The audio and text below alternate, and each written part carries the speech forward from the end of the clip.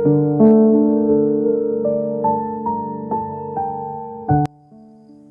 अदब के एक बहुत बड़े शायर जिन्होंने अपने आप को रायगा कहा और ये भी कहा कि मुझे रायगा ही जाना चाहिए था। पूरी दुनिया में उनके लाखों करोड़ों फ़ैन हैं और उनकी शायरी पढ़ी जाती है। और उन्होंने अपनी शायरी के बारे में कहा कि ये एक नाकाम आदमी की शायरी है।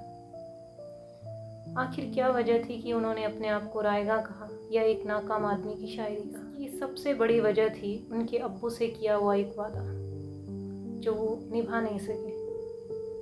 वो बताते हैं कि सर्दी की एक शाम उनके अब्बू उन्हें अपने कमरे में ले जाते हैं और उनसे कहते हैं कि तुम मुझसे एक वादा करो। तो वो कहते हैं, जी बाबा बताइए क्या वादा।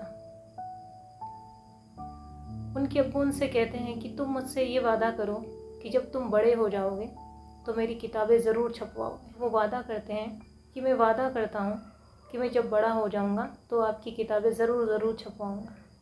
उन्होंने कहा कि मैं बड़ा नहीं हो सका और इस तरह मेरे बाबा की तमाम तसनीफ़ात ज़ाये हो गई। उन्होंने एक नज़्म लिखी, रम्ज़, जिसमें उन्होंने एक जगह कहा है कि इन किताबों ने बड़ा जुल्म किया है मुझ पर, इन किताबों ने बड़ा जुल्म किया है मुझ पर, जिनमें एक रम्ज़ है जिस रम्ज़ का मारा हुआ जहन। इन किताबों ने बड़ा जुल्म किया है मुझ पर, इनमें एक रम्ज़ है जिस रम्ज़ का मारा हुआ जहन मुजदे इशरते अंजाम नहीं पा सकता, मुजदे इशरते अंजाम नहीं पा सकता, ज़िंदगी में कभी आराम नहीं पा सकता। इस रूहानी अज़ियत ने उन्हें सचमुच ज़िंदगी में कभी आराम नहीं पाने दिया। ये जो इस्तिराब था, ये जो बेचैनी थी, उनकी अमली ज़िंदगी में भी दिखाई देती थी, ना कि सिर्फ शायरी में। मुशायरों में जब वो शेर पढ़ते थे तो शेर पढ़ते हुए कभी कभी झुंझलाने लगते थे, कभी अपनी बालों को गालों को नोचते हुए, कभी अपने सर को पीटते हुए नज़र आते थे। जो गुजारी न जा सकी हमसे, जो गुजारी न जा सकी हमसे, हमने वो ज़िंदगी गुजारी है। 1986 का जिक्र करते हुए वो कहते हैं कि पिछले 10 सालों से मेरे हालात सख्त अबतर थे। मैं नीम तारीक कमरे में एक गोशे में तन्हा बैठा रहता हूँ। मुझे लोगों से, उनकी आवाज़ों से डर लगता है। बेदिली क्या यूं ही दिन गुजर जाएंगे, बेदिली क्या यूं ही दिन गुजर जाएंगे, सिर्फ ज़िंदा रहे हम तो मर जाएंगे।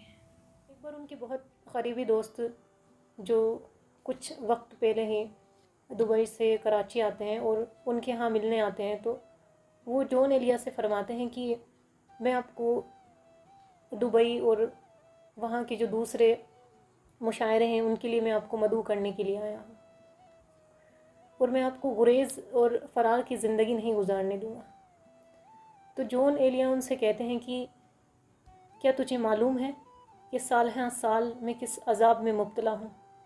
मेरा दिमाग नहीं है, एक भोबल है। उन्होंने शायरी की इस हकीकत को इस तरह बयां किया है कि अगर हम ख़ुद में कमी देख रहे हैं तो उसे किस अंदाज़ में कहा जाए कि लोग शायर की कमी को नज़रअंदाज करके उसके फ़न को इस कदर पसंद करें कि शायरी का मकसद भी पूरा हो जाए और अदब की सलाहियत भी बरकरार रहे।